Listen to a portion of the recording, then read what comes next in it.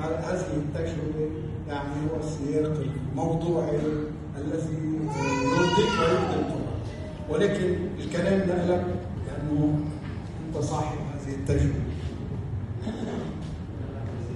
شكرا للأستاذ فيصل، الأستاذ سالم، الحاضرين في هذا المكان الجميل. وقبل الحديث عن مصر، أشياء أظن أنا عرفت مصر أنا قبل أن أزورها. عرفت مصر من عبد الناصر،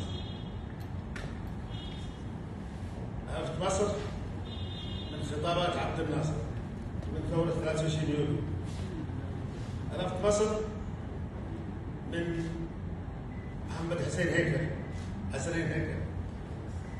الذي كان له مقالا كل جمعة بصراحة. طبعا البعض ما يقولش هذا معلش، لا كبار في السن. وأيضا عرفت مصر من خلال أحمد سعيد مدير صوت